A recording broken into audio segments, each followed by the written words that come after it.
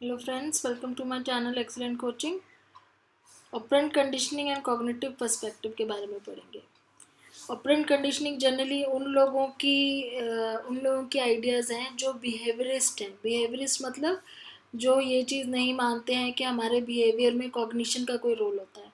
वो ये कहते हैं कि बिहेवियर जो है वो किसी स्टिमुलस के रिस्पॉन्स के बेस में होता है, तो यहाँ पे कॉग्निशन का कोई रोल नहीं होता। लेकिन बहुत सारे ऐसे साइकोलॉजिस्ट हैं जो ये कहते हैं कि कॉग्निशन का भी बहुत बड़ा रोल होता है। कॉग्निशन का मतलब क्या है, कॉग्निशन के रोल होने का क्या मतलब है। कॉग्निटिव फैक्टर जैसे कि हमारी परसेप्शन का एक रोल होता है लर्निंग में, बिलीफ का, इवैल्यूएशन का, हमारी एक्सपेक्टेंसीज का, इन सब चीज़ों का भी रोल होता है हमारे बिहेवियर में। सिर्फ बिहेवियर इतना सिंपल नहीं है कि आपने कोई स्टिमुलस दिखाया और उसका रिस्पॉन्स हमने दिया, तो इसमें कॉग्निशन, कॉग्निटिव पर्सपेक्टिव भी इन्वॉल्व है। तो वो ये चीज़ कैसे इन्होंने प्रूव करी कि कॉग्निशन का भी रोल होता है। हमेशा ही एक स्टिमुलस को देख के रिस्पॉन्स देना नहीं पॉसिबल होता है। कभी कभी कॉग्निशन भी इसमें मतलब हम किस तरीके से इंटरप्रेट करते हैं सिचुएशन को, हम सिचुएशन को किस तरीके से समझते हैं, वो सारी चीज़ें, हमारा दिमाग कैसे काम करता है सिचुएशन पे, ये भी चीज़ें बीच में आती हैं। ना कि खाली हमने कुछ देखा और रिस्पॉन्स कर दिया। कई बार हम रिस्पॉन्स नहीं कर पाते हैं क्योंकि उसमें कॉग्निशन भी आ जाता है। इसको प्रूव करने के लिए उन्होंने एक चीज़ जो दिखाई थी, प्रूव करी थी, वो थी लर्न हेल्पलेसनेस। लर्न हेल्पलेसनेस में लर्न हेल्पलेसनेस का मतलब ये होता है कि आप कभी कभी बहुत हेल्पलेस फील करते हो क्योंकि आप ये देखते हो कि आपने बहुत बारी ट्राई करी कोई चीज़ और वो नहीं हुई। तो एक लर्निंग हो जाती है, कंडीशनिंग हो जाती है कि अब हमारे बस की नहीं है। उसको बोलते हैं लर्न हेल्पलेसनेस। कि आप बहुत बार ट्राई कर चुके कोई चीज़, जैसे आप कोई एग्ज़ाम की पर्टिकुलर बात ले लो। लोग बहुत बार एग्ज़ाम दे दे के क्लियर नहीं कर पाते, तो वो डीमोटिवेट हो जाते हैं क्योंकि उनके अंदर लर्न हेल्पलेसनेस आ जाता है। लर्न इसलिए बोल रहे हैं क्योंकि वो हेल्पलेसनेस, वो कंडीशनिंग हो जाती है उनके अंदर कि हमारे से नहीं हो सकता। तो ये क्यों है ऐसा कि जब कोई स्टिमुलस है हम रिस्पॉन्स क्यों नहीं दे रहे हैं, एग्ज़ाम आ रहा है हम क्यों पढ़ के उसको दोबारा नहीं दे रहे हैं? क्योंकि हमारे अंदर एक कंडीशनिंग हो गई कि हमारे बस की नहीं है निकालना। वो कंडीशनिंग कैसे हुई? क्योंकि हम अपना दिमाग लगा रहे हैं कि अब हमारे बस की नहीं है। ये तो यहाँ पे कॉग्निटिव फैक्टर्स भी तो काम कर रहे हैं। अगर कॉग्निशन इन्वॉल्व नहीं होता तो हम हर बार तैयारी करते, हर बार देते, हर बार तैयारी करते, हर बार देते, चाहे हम कितनी बार भी फेल हो रहे हो। लेकिन कहीं ना कहीं हमारे कॉग्निटिव फैक्टर्स आ जाते हैं, हमारी परसेप्शन आ जाती है, हमें ऐसा लगने लग जाता है कि हमारे कंट्रोल में नहीं है चीज़ें, तो हम लर्न हेल्पलेसनेस सीख जाते हैं। तो इसलिए इसमें देख लेते हैं कि क्या चीज़ लिखी हुई है। Perhaps the most dramatic evidence for the role of cognitive factors in operant conditioning is the existence of phenomena known as learned helplessness. The lasting effects produced by the exposure to the situation in which nothing an organism does works, no response yield reinforcement, or provide escape from negative events.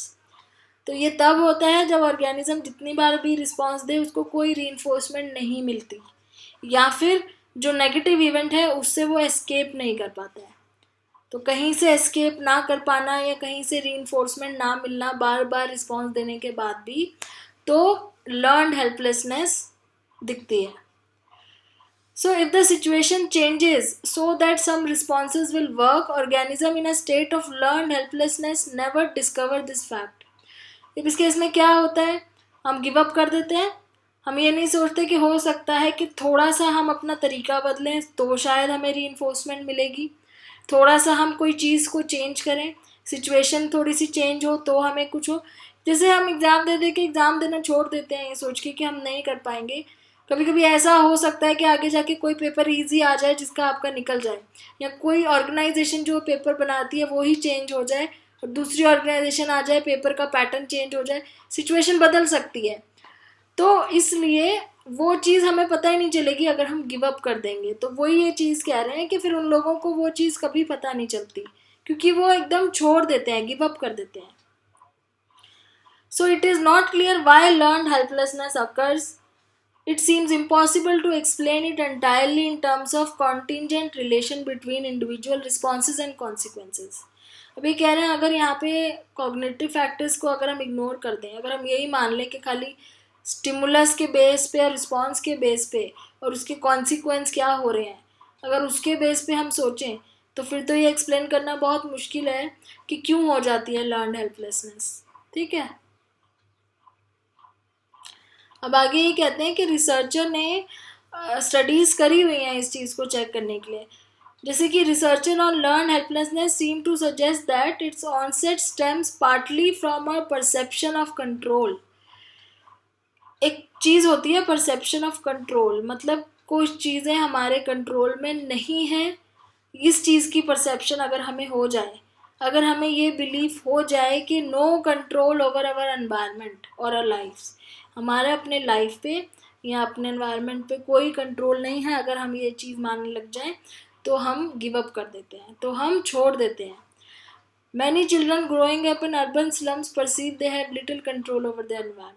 तो ऐसे ही जैसे कुछ slum area में जो लोग रहते हैं, आपको पता है बहुत ही ख़राब हालत में होते हैं, उनको ऐसा लगने लग जाता है कि भाई उनकी लाइफ है जो उनके कंट्रोल में नहीं है, उनकी सिचुएशन हमेशा ही ऐसे रहने वाली है, इसलिए वो सिंपली अपनी होप छोड़ देते हैं, वो कुछ करना छोड़ देते हैं, इस होप में जीना ही छोड़ देते हैं कि वो कभी उनकी लाइफ आगे अच्छी हो सकती है। तो इसलिए वो हमेशा ही उस तरीके से रहते हैं डेप्रीविएशन की कंडीशन में। तो ये होता है लर्नड हेल्पलेसनेस। यहाँ एक स्टडी करी हुई है माइनर और उसके कोलीग्स ने रैट्स के ऊपर। ठीक है, तो results of a study bye minor and his colleagues, these researchers examined whether individual differences occurs in one trait, neophobia, would help predict learned helplessness. अब इन्होंने एक ट्रेट लिया था, जैसे नियोफोबिया क्या होता है, कोई नई जगह को एक्सप्लोर करने में डरते हैं लोग, होते हैं ना, नई जगह जाने में डरते हैं, नए लोगों से बात करने में डरते हैं।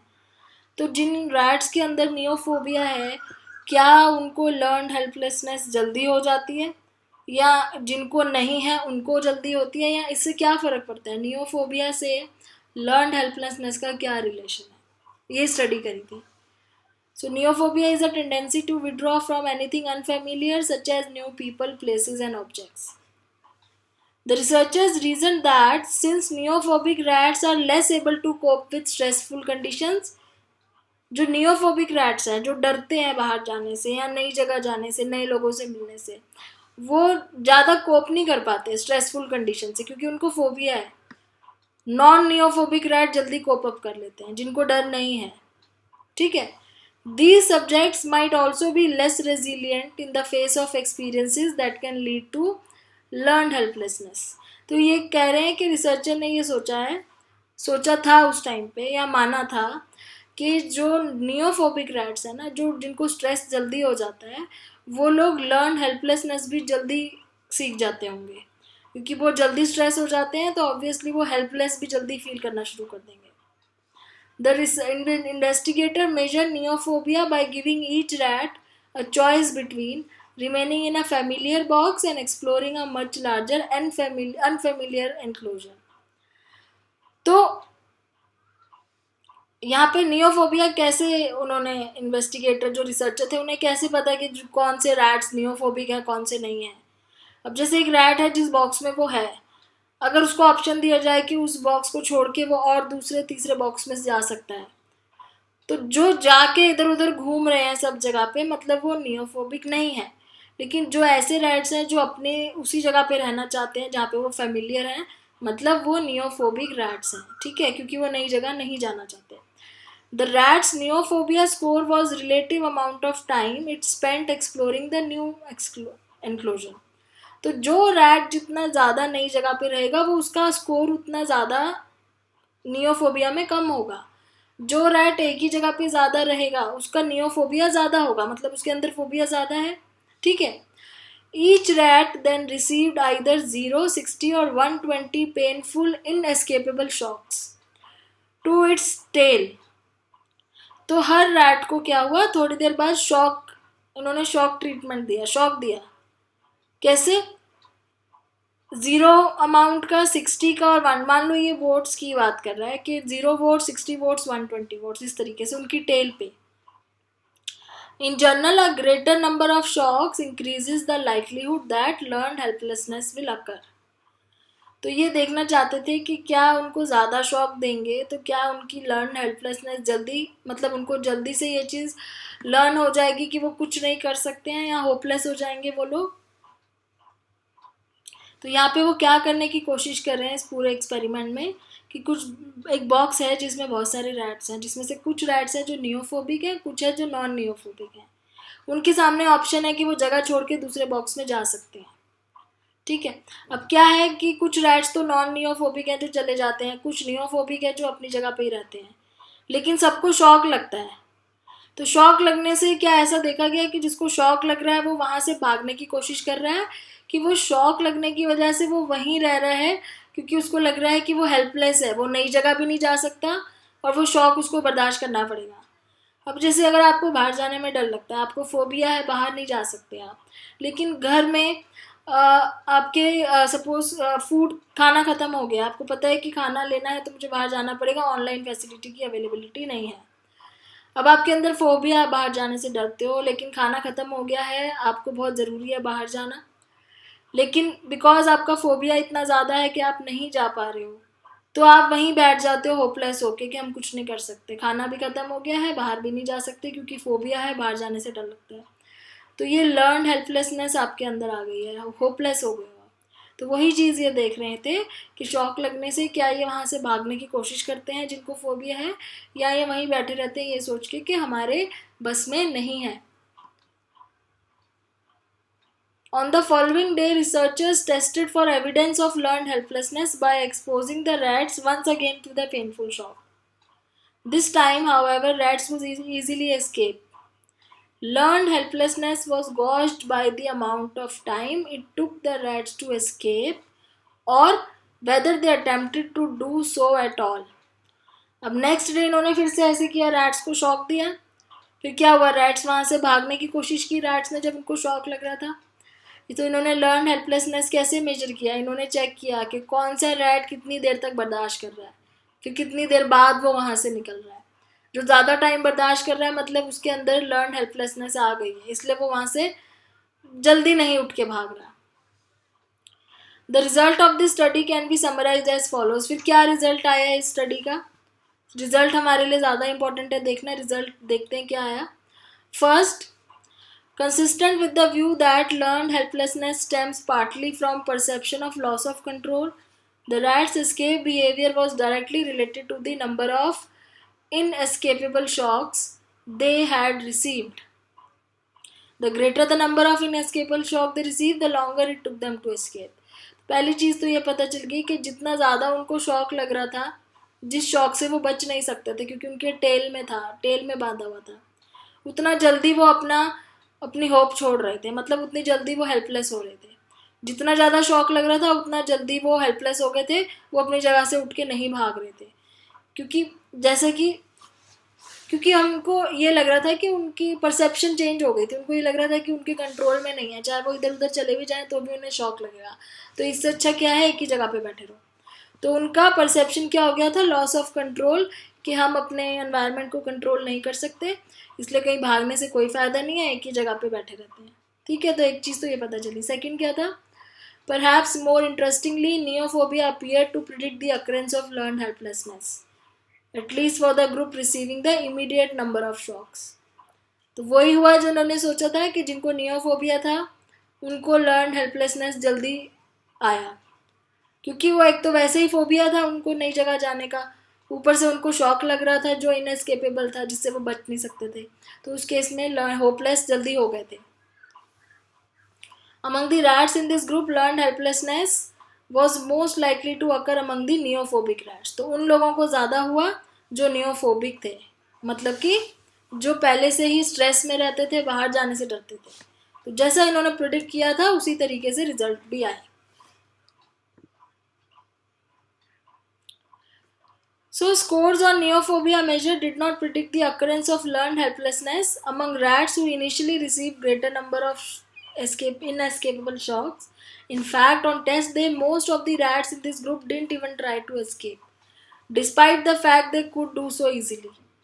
So in summary, these findings suggest that the existence of characteristics that make some people and apparently some animal more resistant to learned helplessness than others. Finding से ही पता चला कि जो जिनके अंदर पहले से इस तरह की चीज़ें हैं जिससे वो जल्दी होपलेस हो जाते हैं, जैसे फोबिया है या स्ट्रेस है, उससे उनको लर्न हेल्पलेसनेस और जल्दी होती है। However, that under extreme circumstances most resilient individuals में actually, लेकिन जब बहुत ज़्यादा ही एक्सट्रीम हो जाए तो जिनको फोबिया नहीं भी है या जो नॉर्मल है, जिनको कोई प्रॉब्लम नहीं है, वो भी धीरे धीरे हेल्पलेस हो ही जाते हैं। इस स्टडी से इन्हें ये पता चला था। क्यों? क्योंकि बाद में वो जो नॉन नियोफोबिक रैट्स थे ना, वो भी बाद में एस्केप नहीं कर रहे थे, क्योंकि उनको भी ये फील हो गया था कि हम कहीं भी चले जाएं हमारे को शॉक लगना ही लगना है। तो इस स्टडी से ये दो फाइंडिंग्स जो थी वो समझ में आ गई कि एक तो जिनके अंदर ये चीज़ होती है वो जल्दी ही हेल्पलेस हो जाते हैं, और जो नॉर्मल भी होते हैं ना, जो पहले बहुत डेयरिंग भी होते हैं, बाद में भी वो हेल्पलेस हो जाते हैं अगर एस्केप ना कर पाएँ तो। ये टॉपिक आपका फिर यहाँ फिनिश होता है लर्न हेल्पलेसनेस का, जिसमें ये इन्होंने प्रूव कर दिया कि कॉग्निटिव फैक्टर्स का भी बहुत इंपॉर्टेंट रोल होता है हमारी लर्निंग में। तो आगे नेक्स्ट टॉपिक नेक्स्ट वीडियो में डिस्कस करेंगे। Thanks for watching.